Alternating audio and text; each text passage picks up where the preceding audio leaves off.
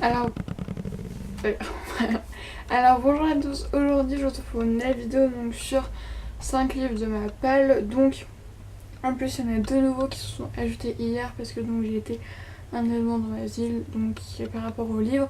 Donc d'ailleurs j'ai pu rencontrer les deux auteurs, donc ça je trouve ça toujours super sympa.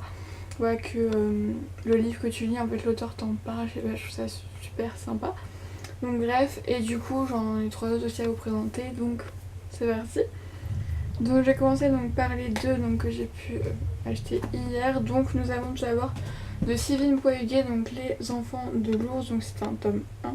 Voilà, donc il y a le tome 2 qui est déjà sorti d'ailleurs. J'avais lu l'année dernière, vu que même où je l'avais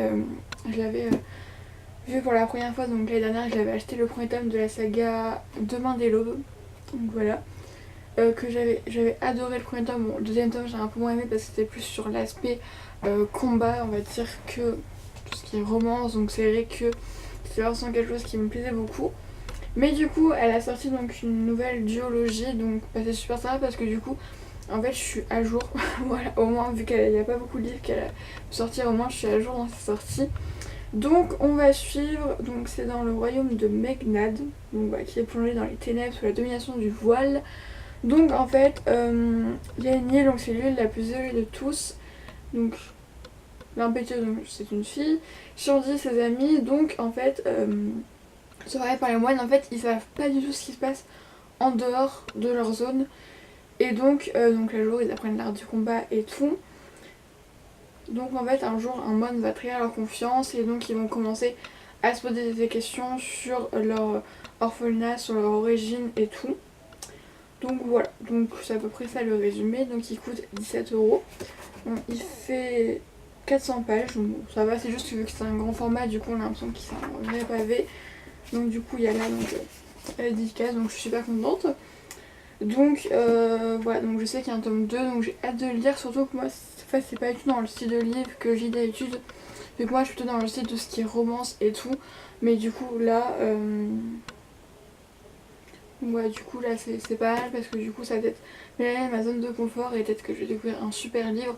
En tout cas, je pense pas que ça va être une grosse déception parce que franchement, cet auteur écrit vraiment super bien, donc j'ai quand même hâte de le lire. Ensuite, donc c'est vraiment un nouvel auteur que je ne connaissais pas, donc c'est Virginie Linger, je ne sais pas comment on dit ça. Donc déjà j'aime beaucoup le livre, genre je le trouve super joli, donc c'est une couverture en carton. Ouais, carton dur. Donc c'est La prophétie des anges, donc le tome 1, donc Attraction céleste, donc même je sais déjà qu'il y a un tome 2, donc franchement rien que le livre il est super beau. Et il y a un de mes cheveux quelque part, c'est horrible, mais vrai je l'ai senti. Donc il coûte, donc l'autre où il est 17 € il est à 20 €, mais là donc c'est auto-édité. Donc nous sommes Abigail, donc qui est une adolescente comme les autres, donc sauf qu'elle possède un don, dire qu'elle peut voir le passé, le présent et le futur des personnes qui l'entourent, mais elle peut également capter leurs sentiments, ce n'est pas toujours facile quand les vôtres sont en ébullition. Et donc, en fait, elle va rencontrer un garçon qui a bouleversé sa vie à jamais, donc voilà.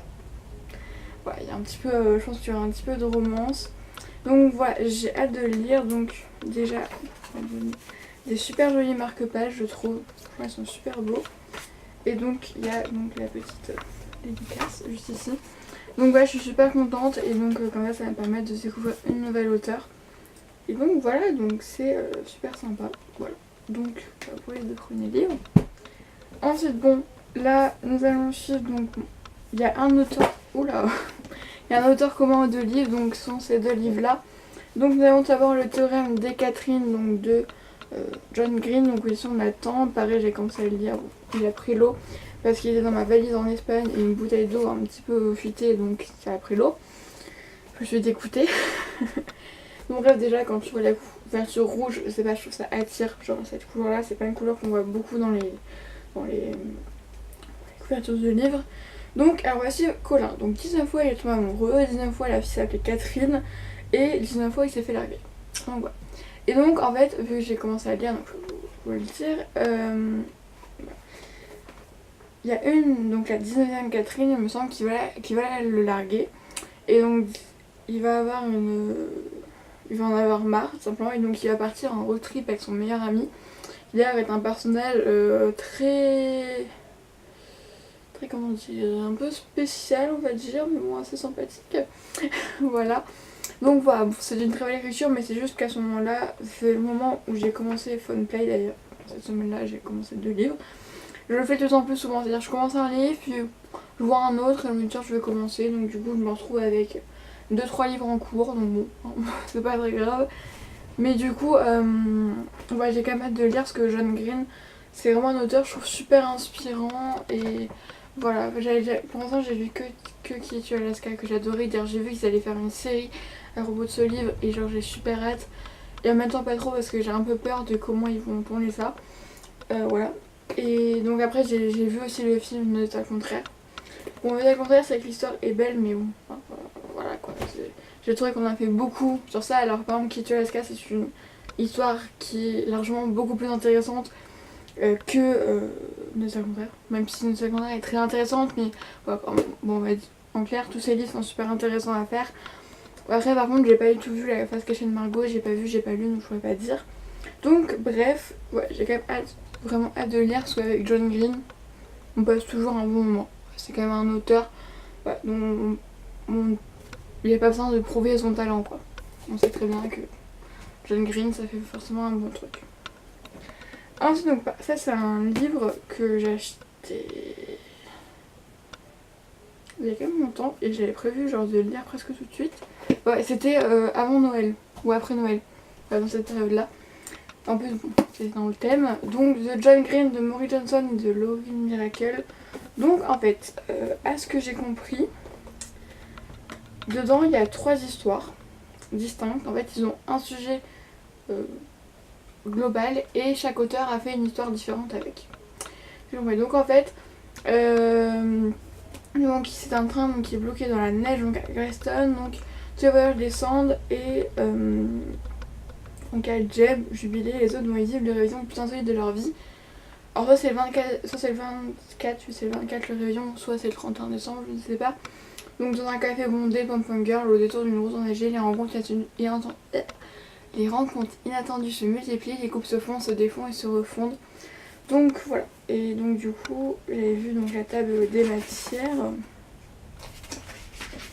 Il me semble que j'avais vu ça, voilà. Donc le Jubilé Express, donc c'est Maury Johnson, c'est un miracle de Noël à Pompon, c'est John Green, et le Saint Patron des cochons de Laurie Miracle. Donc bah, on a 3 nouvelles qui ont à peu près 100 pages chacune. Ouais, à peu près un petit peu dans ces eaux-là. Donc ouais, j'ai quand même hâte de le lire. Bon c'est vrai que peut-être que je me garderai plus pour vers l'hiver, tu vois, quand il fait froid, ouais, quand t'es sous ta couette là, avec ton chocolat chaud et ton bon livre. Je pense que c'est le genre de livre que tu lis comme ça. C'est vrai que bon, tu lis ça sous 30 degrés, ça reste peut-être pas trop dans l'ambiance. Donc quoique je suis sûre que dedans bah, il y a de la neige et tout et bon maintenant c'est un petit peu compliqué d'avoir la neige à Noël. Mais bref, donc j'ai quand même hâte de lire et surtout je trouve la couverture genre super jolie. Genre avec l'effet comme ceci argenté, on sait que ça peut faire un peu mal aux yeux. Bon super, donc voilà. Et ensuite donc nous avons une intégrale. Donc il y a 3 livres dedans, donc il fait près de 1000 pages. Donc le truc... Là, le truc, il pèse, il doit bien peser plus d'1 kilo. C'est... Wow. Donc c'est de Mélissa de la Cruz, donc c'est un été pour tout changer. Donc là c'est ma mère qui me l'a acheté, donc il coûte normalement 20,90€. Donc alors, donc il y a Mara, Jackie et Elisa sont engagées comme filles au père dans les Hamptons. Donc elles vont s'occuper des 4 bambins de la famille Perry, donc enfin, en fait ça va être leur aventure. Donc les Hamptons, je pense aux États-Unis, je ne sais pas. Je vais pas me tromper donc j'ai rien à dire. Donc voilà, on va essayer leur aventure. Donc dedans il y a 3 livres en fait. Voilà. Donc les livres à peu près 300 pages chacun. Mais c'est vrai que c'est quand même un objet assez imposant quoi. Et c'est pour ça que moi les intégrales je suis pas trop pour parce que bah par exemple tu peux pas l'emmener dans ton sac quoi. Genre tu peux pas. Moi je sais pas, j'ai une heure de perron, j'ai emmené mon lit, je peux pas emmener ça quoi. Là que mon sac est assez lourd, je peux pas emmener un truc de plus d'1 kilo parce que je suis sûre qu'il fait plus d'1 kilo. Voilà, donc voilà. Donc le premier tome c'est un été pour tout changer, Fabuleux bar de nuit et une saison en bikini. Bon je pense que ça vaut largement plus le coup parce que les 3 pour 20€, je pense que un chacun ça va être le prix des 3 là mais bon. Donc bon j'ai quand même hâte de lire mais bon je pense que ça va être un livre Voilà, que je vais pas emmener avec moi, j'ai juste laissé sur ma table de nuit, voilà, ce sera bon. Du coup, bah voilà, sauf cette vidéo, j'espère que ça vous aura plu. Mais en tout cas, ça a beaucoup la filmer. Et donc, du coup, bah là, j'ai plein de lectures à faire. Donc là, je suis en train de lire la première saison de Off Campus, que j'adore les personnages. Et derrière, il me reste 100 pages et je suis trop dégoûtée parce que, franchement, les personnages, je suis trop attachée à eux. Genre, et c'est ça que je trouve très très fort. Que une auteure te faire attacher à des personnages en même pas de deux. C'est comme dans les séries, genre c'est pareil, je ne comprends pas comment ils font. Bref, et voilà, sur le qui m'intéresse le plus, c'est que dans la deuxième saison, donc le deuxième tome, c'est pas les mêmes personnages, mais l'impression c'est un peu comme dans Market Man, c'est-à-dire que c'est différents personnages, mais genre qu'on a déjà pu rencontrer dans les autres, parce que c'est un joueur de hockey et lui aussi est un joueur de hockey, donc je pense qu'il y a un lien. Après, il a des colocs, peut-être que c'est un de ses colocs, je ne me rappelle jamais le nom de tous ses colocs, mais le nom de John ça me dit quelque chose. Bref, je diffère. Donc voilà, c'est toute la vidéo, je vous souhaite de passer de très bonne lecture.